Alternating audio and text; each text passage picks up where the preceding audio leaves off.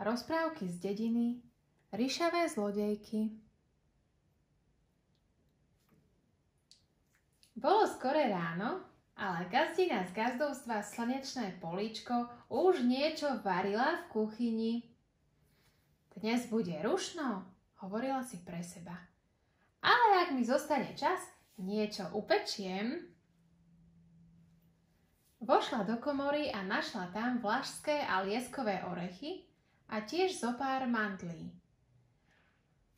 Bude z nich veľmi chutný orieškový koláč, pomyslela si. Potom nasypala oriešky do misy, misu položila na okno a vybrala sa na dvor, kde ju čakalo plno práce. O chvíľu neskôr sa po dvore prechádzal psík. Ňuchal, kde je čo nové, keď začul zvláštne zvuky. Škrapkanie a cupitanie a tiež chichotanie. Pozrel sa na okno a uvidel 3 veveričky, ako nakukujú do misy s orieškami. Poďte, dievčatá, odnesieme ich, navrhovala jedna z veveričiek. Doma si urobíme orieškovú hostinu. No to snáď nie, pomyslel si pes. Máme tu veveričky, ktoré kradnú. Hlasno zaštekal. Hej, nechajte tie oriešky na pokoji, nie sú vaše. Vyplašené veveričky sa rozprchli po streche domu. My sa ťa nebojíme, zakričala na psa tá najdrzejšia. Už čoskoro tie oriešky budú naše. Posmievala sa iná a labkou urobila na psíka dlhý nos. Psík sa snažil vyskočiť za nimi a niektorú z tých zlodejok chytiť. Ale nech robil, čo robil, k streche sa ani nepriblížil. Štekal a štekal, kým sa gazda neprišiel pozrieť, čo je to tu za hurhaj. Prečo štekáš? A prečo na strechu? Spýtal sa psíka. Lenže keď sa pozrel nahor, veveričky už boli preč. Gazda odišiel a vrtel hlavou, ničomu tu nerozumel.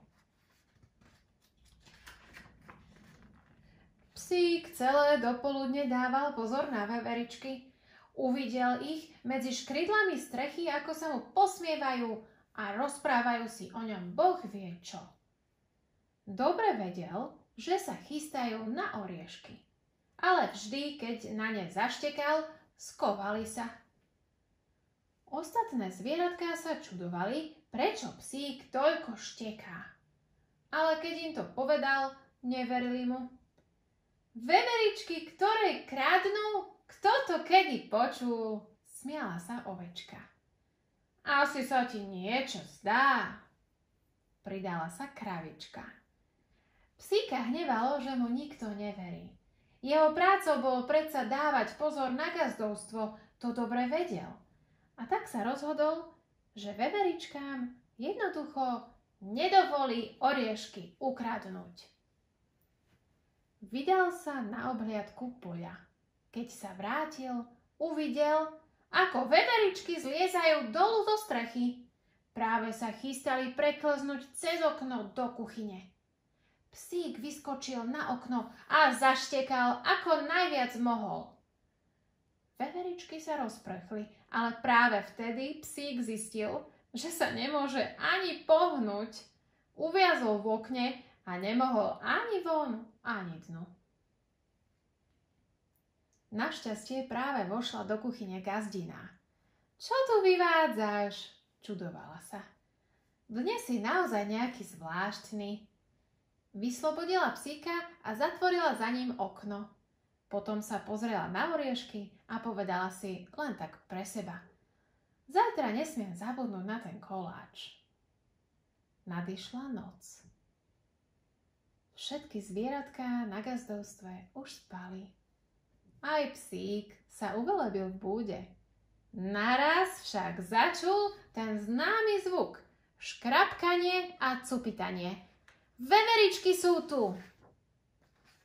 Niekto nechal otvorené dvere do domu a veveričky preklzli do kuchyne. Práve sa chystali skočiť na misku s orieškami. Psík už chcel zaštekať, ale potom si uvedomil, že keď urobí hluk, veveričky utečú a nikto mu neuverí. Všetci sa mu zase budú smiať. Rozhliadol sa po kuchyni. Pri miske s orieškami ležal drôtený príklop na koláče. V tom psíkovi niečo napadlo. Prikrčil sa a tížko sa zakrádal za veveričkami. Veveričky mali toľko práce s orieškami, že si psíka ani nevšimli. Psík ňufákom nadvihol príklop na koláče. Ten spadol na zem a dve veveričky zostali pod ním, chytené ako v klietke. Tretia veverička fujazdila z kuchyne do chodby. Psík ju prenasledoval a hlasno štekal. Veverička vybehla po schodišti rovno do spálne, kde spali gazda s gazdinou.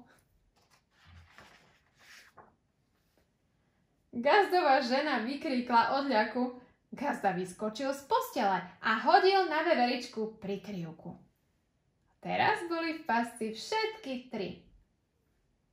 Psík štekal, vrtel chvostíkom a hnal sa dolu po schodoch. Gazda so ženou bežali za ním a nechali sa doviesť do kuchyne. Keď rozsvietili, uvideli uväznené veveričky. V tej chvíli pochopili. Tak preto si psíček toľko štekal. Čo keby sme tieto malé zlodejky odniesli niekam, kde im bude dobre? Niekam, kde nebudú môcť kradnúť, napadlo gazdinej. Mohol by si vziať veveričky ďaleko do lesa a tam ich vypustiť. Na gazdovstvo Slnečné políčko by sa žiadna z nich už nikdy nevrátila, navrhla gazdina. Dobrá práca, pochválila psíka gazdová žena. Si šikovný a k tomu aj múdry. Za odmenu dostaneš túto kosť. Bola to veľká kosť a ako voňala. Psík si ju odniesol do búdy a celou cestou šťastne vrtel chvostíkom. Od veveričiek mal navždy pokoj.